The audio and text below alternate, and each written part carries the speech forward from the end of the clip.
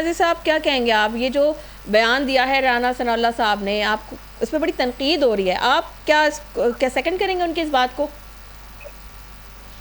देखिए जी, पहले तो मैं ये बात करूंगा कि राना साहब ऐसे ही सेनेटर बन गए। राना साहब को पंजाब असेंबली के 361 अरकान में से 250 ने वोट दिया, तो यानी कि आधी से ज्यादा असेंबली ने उनको वोट दिया, तब वो सेनेटर बन गए। और वो एक जिम्मेदार सियासी जमात के सीनियर रहनुमा है।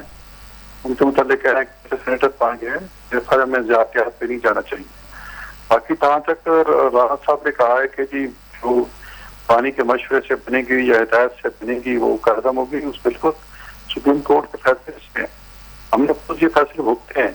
और ये लोग उस वक्त गए थे, आपको याद होगा कि मीर साहब को जब अदालत ने डिस्क्वालीफाई किया था और फिर कौमी असम्बली और सेनेट से एक लॉ पास किया था कि वो पार्टी है वो सदर रह सकता है, पार्टी को रख सकता है अगर डिस्क्वालीफाई हो भी जाए, तो यार नहीं रह सकता तो पार्टी सदर रह सकता है। तो शाकिर निसार जो कोई उस वक्त इनका पसंदीदा चीज जैसे था, उसे उसको करादम करा दे दिया कि ये कानून गलत बना। तो अब यानी कि जो जिसको पार्टी को करेक्शन हो जाए या जो नायक हो जाए, तो फिर वो पार्टी को तब नहीं रख सकता और वो पार्टी को लीड भी नहीं कर सकता। अब ज़ाहिर है जब अगर उस हिदायत के मुताबिक बनती है, कैबिनेट बनती है, तो उसको लॉजिक नहीं है, उसकी कोई कानूनी हैसियत नहीं होगी।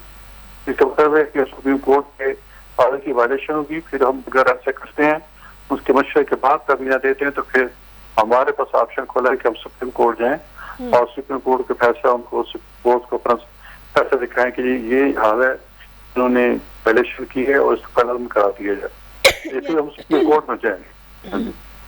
ठीक है, ये हम जमहूरी हो गए, हम तो वैसे जमहूरी एक उन्होंने बात की है, तो हम तो चाहते हैं जमहूरी तरीके से चले और जमहूरी को चलना चाहिए और मिल बैठ के मसले का हल निकालना चाहिए। लेकिन ये लोग हर चीज को बलडोज करते हैं, जिसकी वजह से हमें इस किस्म के कोर्ट में भी जाना पड़ता है और इस किस्म